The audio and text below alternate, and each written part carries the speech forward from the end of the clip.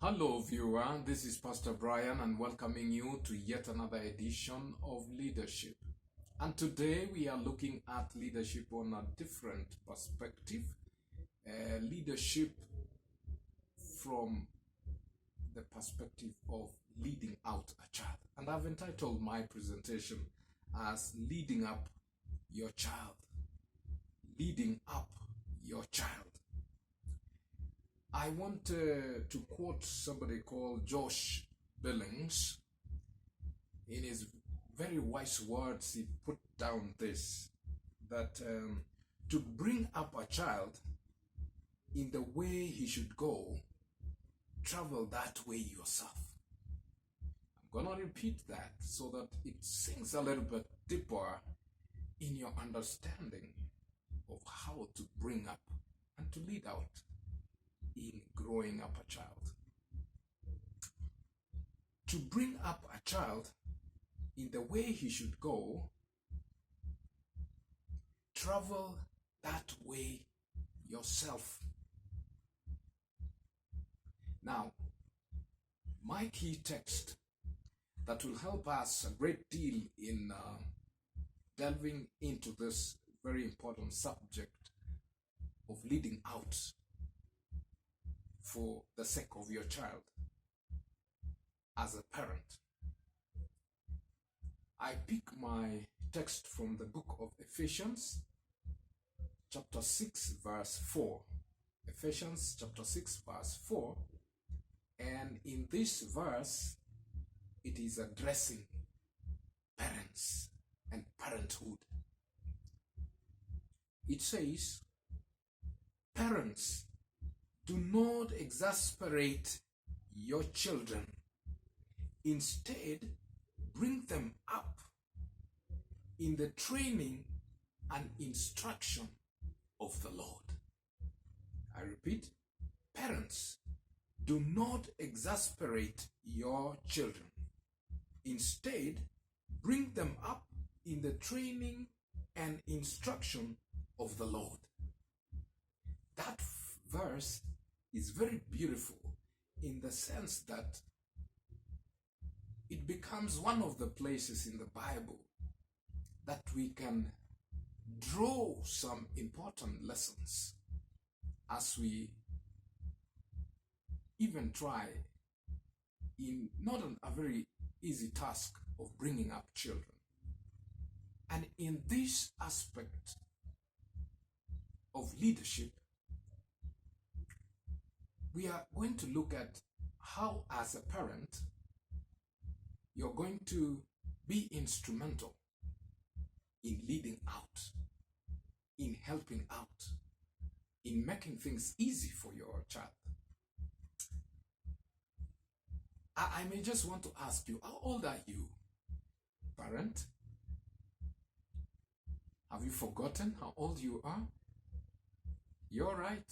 You're old enough to be a parent. I guess that's what you are saying. And that's fine. And both of us will agree that it's really long since we were children.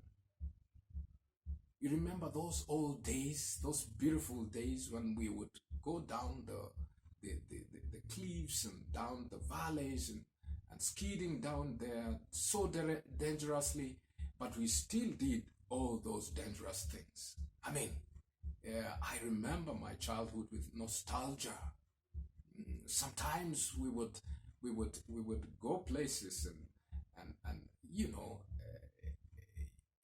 in the absence of our parents, and as soon as mother would be home, she only needed to make one call, and whatever, even if it was kilometers away from home, we would be home in a matter of seconds.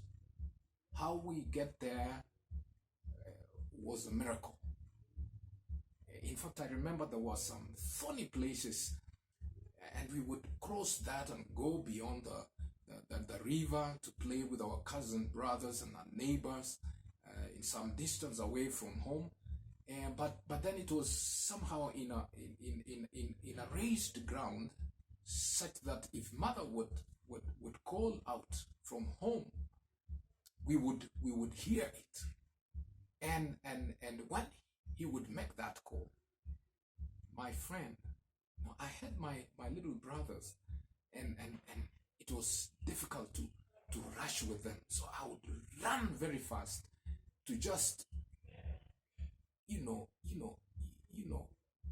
hearken to the call, at least at a place nearer to where mother was than depicting that we had actually strayed and gone away from home. And I see how if mother didn't find you, she almost found you. It was such a very close, very close. I don't know how I can call it. She was very close in terms of taking good care of us. We wouldn't stray too much. We would try to stray, but before we get too far, mother was all the time going to call. So really, I remember my childhood with nostalgia, with mixed reaction, good and bad times, and you wanted to be a child, but the adults would always remind you that you needed to behave like an adult. Well, that was not a very nice experience, though. But well, everybody has their own childhood, but most of it was lovely and good to remember. Uh, I now want us to to to delve into important things, because both of us know that even though we think that we are adults, we are big people now, we can make our own decisions. We rule our lives. We basically have not so much control over our lives as adults. But in the world of childhood, man, that can be a roller coaster, because everything could be confusing. Uh, but even so, even if we are already adults and living an adult life, I want to still think that you and me still have those moments, those tough times, when we are we find certain things very hard.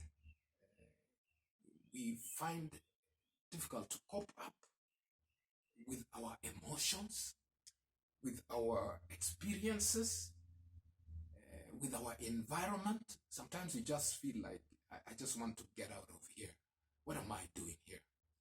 Because certain individuals walked in and they did things their own ways. You're not approved of those things, and you just feel like, hey, why don't I get out of here? I wonder if children have those options.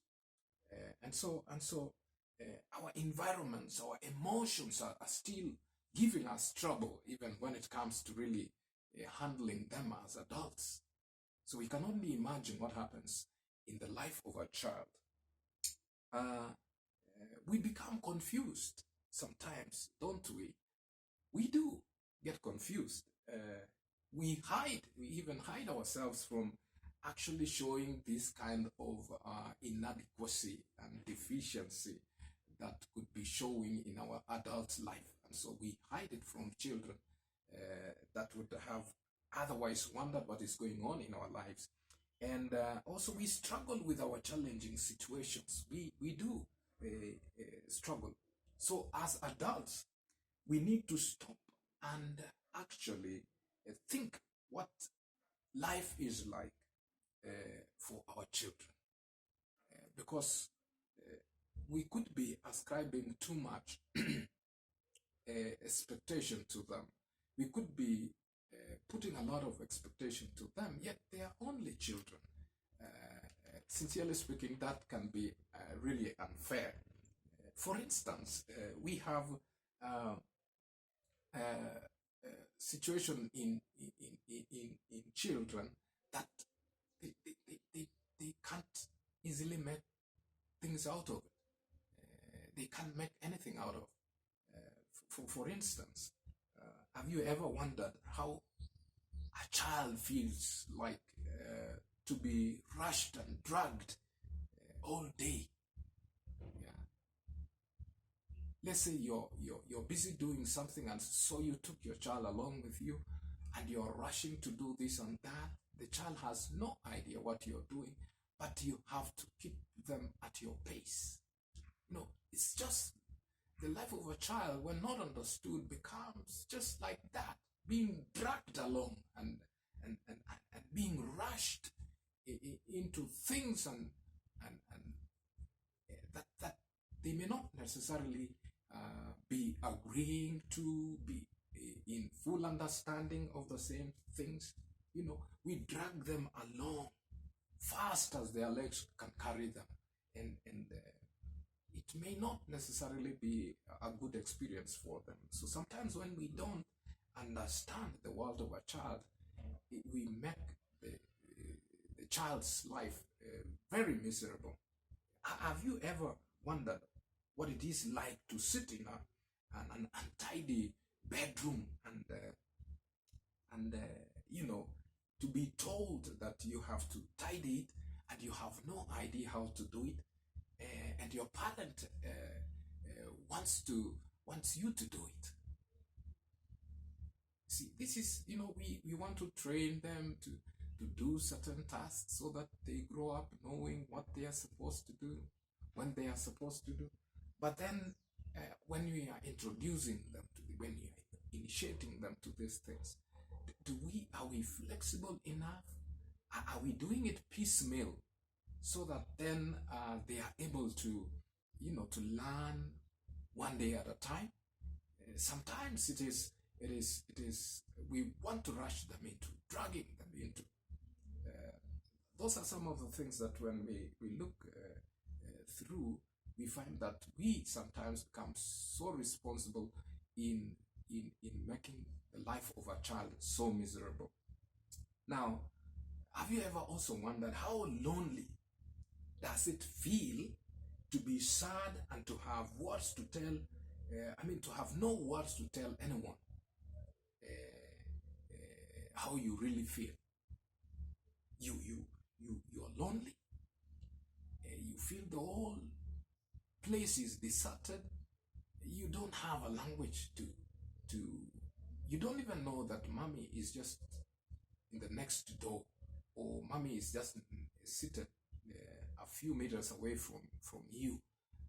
How are you supposed to know all that? You're just but a child, and so yeah, loneliness can be a nightmare for a child. How confusing is it to be so distressed by your surrounding that all you can do is to sit on the floor and scream. You see, sometimes you just want to sit and scream, and then later on you're punished for doing that. Yet in your world you are really seeing it crumbling down.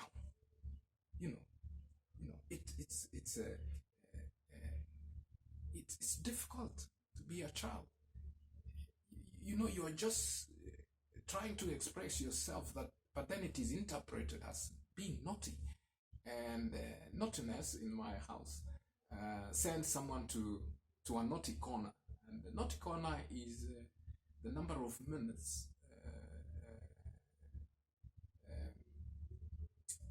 Let me give you a very good understanding of what naughty corner means in my house with my children. Is that we have set a corner that if you become naughty, you're given warnings 1, 2, 3, and if you don't heed to the warnings of not behaving well, you are sent to that corner. And if you are 3 years old, like my little girl, you will stay in the naughty corner for 3 minutes. If you are 4, you will go in there for 4 minutes. If you're 5 or 6, my old boy now, we are not using that trick for him because he's 9 now. But for the rest of them who are young, the number of years is converted into minutes. So you stay in there. But I found that it's really tough for them to just sit there for the number of minutes we give them. It's a real punishment. So instead of spanking them and punishing them, sometimes we use that. We are yet to find out we find that it is working pretty well. So at least we have avoided spanking them and using a cane as such. We don't want them to have bad experiences of our parenting. So we are trying things out, and you will be letting us know if you try it on your child, if it works. For us, it has worked for some time. So again, have you ever wondered what goes on in the mind of your child seeing a visitor? You have visitors coming around, and you actually having dinner or having lunch with the visitors, and there is a white cloth on the table, and the visitor pours something on it, and it actually, spoils the cloth, and the child looks at that, the way you react to that, and you somehow happily wipe and excuse the visitor for spilling. But when it is a child doing that, they are spanked. They are quarreled. Children don't understand that. I mean, that was somebody who did it just like I've done it. And how come we are being treated differently? Dear listener, dear friends, you must know and understand that children needs that respect that you give to that visitor. Did you know? Even the way you serve them in a dinner table, when you are having a meal, the children are watching, and they expect you to respect them and to empathize with them and to understand them. Sometimes they break plates, they don't hold the fork, they have their food dropping from their mouths, but they need your patience. They need your leadership in helping them to handle the cutlery in a good way. If they have to hold it in one hand and a knife in another hand and a fork in I don't know which other hand, you have to be there yourself to lead them out. You are the leader. You are the big one there. You are the mature one there. And they are expecting to see leadership even at the table. When it is confusing what to pick first, they are hungry and sometimes angry with each other. One has picked a seat that they wanted to sit on, and they cannot contain themselves. You see, and you come in and you want to make them their lives even more miserable. So children need respect. It's not only the adults who need respect, it is the children learn respect early. You respect them, they will reciprocate that respect to others. Yeah. We must also learn to live our lives simply at a much slower rate, so that then we can walk along with our children. If we don't accommodate them, if we don't give them space to be able to catch up with us, they are going to be frustrated. Now, before reacting to your child's behavior and wondering how to discipline them, ask yourself a few questions. What is their behavior trying to tell you? What is my child's behavior trying to say? For example, a child may be saying that I have an important need. Please take care of me. But you see, if you run away with just punishing them, just yelling at them, they will not understand you.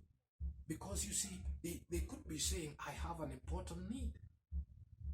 Can you please take care of me? I don't understand everything. Just take care of me, please. You know, sometimes a child is saying, I'm afraid. I'm afraid. Please keep me safe. I'm afraid. I see, when in darkness I see monsters. Can you assure me that at least monsters don't walk around like that? But I see them. I imagine them, and I see them with my own eyes. But you don't see them. You're never scared. You're the big one. Please help me be safe in my world. Sometimes the child is saying, I'm overwhelmed. Please hold me lovingly and help me to calm down. Sometimes a child is just so overwhelmed, like the world is crumbling down. But you don't get it. And he's trying to say, hey, Daddy, Mommy, please help me. Help me calm down. There could be too much noise. Children running up and down and slapping each other and pushing and shoving. And they don't want that. It's like their heads are going, going round and round. You have gone to a park and children are running this way and they are running the other direction and they don't seem to get it. Why am I confused? So sometimes you just need to lovingly, hold them and actually help them to calm down. Dear listener, sometimes also a child is saying, I'm confused. Please make things simpler and easier to understand. I'm confused. But you're not getting it as an adult. You know why? It's long time ago when you were a child and you're forgotten. You've forgotten the ways of a child. And it's giving you trouble, and it's giving your child a real trouble. Sometimes your child also is saying, I have lots of emotions running. Please help me make sense out of them. That's why sometimes a child can just scream. They scream their lungs out, and you wonder what has bitten them. But no, they have lots of emotions, and sometimes they converge and make them really feel like they're going to die the next minute. So they have to scream. So when they scream, understand, you are the leader. You are the adult. Understand that. A child could be saying, I feel bad about myself. Maybe they have done something wrong. And what they are asking you is, please help me, feel okay again. Help me feel special again. Don't let me feel like I'm trash. Yes, I did that. I made that mistake, but please, can you let me know that everything is going to be okay again? That I'm going to be the good child, the good son, and the good daughter of mommy or daddy. Don't make me feel like it's the end of the road for me. Now, and sometimes children feel, a child is saying, I don't like what is happening here. Get me out of here. Please change something. It's too much noise. It's too much talking. People are talking over here. Maybe it's a little baby. People have come to visit. Everybody is trying to hold them. They don't like it. They don't know why that's happening. They have just known how mommy holds them, and now it's somebody else holding them. And they are feeling so unsafe. It's like thrown into some dark forest and left alone. And even though people are talking, they interpret those kinds of noises to be interference and interruptions to their peace and tranquility. Sometimes a child is also saying, you are the grown-up here. Please take charge. I'm only a child. And if we don't interpret well that voice, that message from the child, we will not resolve what the child is going through. We will not change the emotional state of the child. We will not make the child comfortable.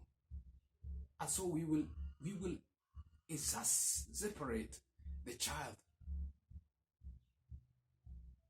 because they don't understand what is going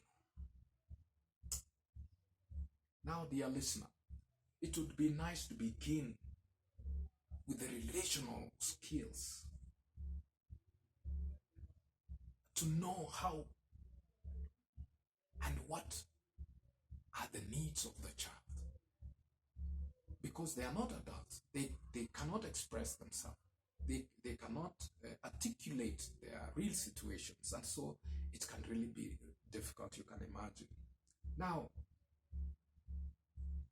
we need to take care of certain things also. Sometimes the child is trying to say something about affection. You need to be keen whether what the child is trying to say is something to do with affection. Is your child hungry for your loving touch? You know, sometimes we have left them to be all by themselves. The rest have harassed them, and as you come in through that door, the child just wants to be held lovingly because it's been rough for them in the course of the day. So when mommy is home, when daddy is home, they want to feel loved. They are hungry for affection. They need a little bit of a stroke. They need a touch. They need, they need to hear you say some nice, beautiful words to ring in their ears. An assurance that, hey, with mommy in the family, everything is going to be all right. And you see, you are already late, and probably they were even worried that something wrong, something bad has happened to you. They don't want to imagine that. And so when you come and appear by the door, when you come in, they want to feel loved because their life has not been good probably in the course of the day. And so your child needs you, needs your leadership, needs your assurance. Another thing you need to be careful as you take care of your children and as you're leading out to make life beautiful for your children and happy is comfort. Be keen on comfort. Is your child upset? Are they distressed? Are they overwhelmed by different feelings? What you can do is to help them talk about them. You know, I used to see when my daughter, Cheryl, was young, a little young guy, she's still young. She's now about 6 years old. When she was about 3 or 4, I remember she would not take in punishments. Like if you spank them, they don't want to do what you ask them to do. But if you were to go a little lower at the level of your eyes and her eyes and ask her in a nice, beautiful way, respectful way, you would see her lighter. And in fact, even my boy used to do that. Yeah, my eldest son, Castle. She would. I mean, he would like, yeah, be ready now to do what you want them to do when you're talking to them like you really. I mean, you are equals with them. Like you understand the world of a child. Like you understand the way they are feeling. And as you stoop low, your child feels good, and that is what the child wants, because sometimes they are so overwhelmed with their feelings, and you need to help them to talk about them, and in their own words, they may say how they are feeling. That really helps. Another thing is support. Probably your child is trying to do something they find difficult, and they cannot manage to do it by themselves, and so they are really probably don't even have words to say, to ask for help. So you must be there for support, and lead out to support them. Be the elder one, the big one, the giant, the strong one, to lift them up, to throw them up. Sometimes they just want to be in the sky and they don't know how. They know birds can fly, but they are wondering, why can't I fly? But even when you want to lift them up and throw them up, they get scared and they really need you. So that kind of support in letting them achieve the things that they imagine, the things that they see are impossibilities. They want to do it, but they don't see how it can be done. You need to lead out in how they can do that, without coercing them, without forcing them to do what they don't want to do, but helping them to do what they think they cannot do, even sometimes. Now, another thing is acceptance. A child is yearning for acceptance. Does your child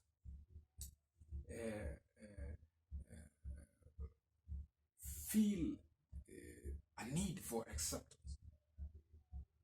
Sometimes they do some stupid thing, a mistake. You had asked them to do something and then they didn't do it. Probably they forgot, or probably they didn't think it was important, and so you come and you have spanked them and you have yelled at them, so they are feeling so terrible, and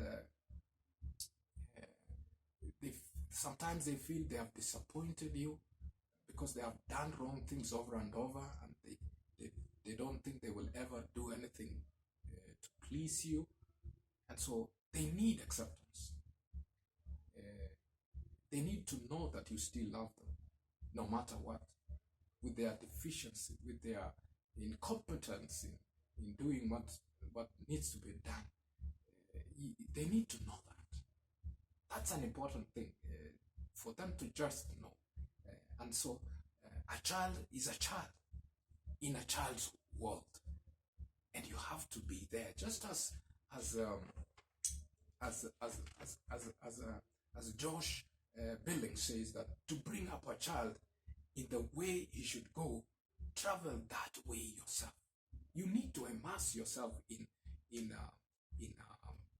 that situation that the child is.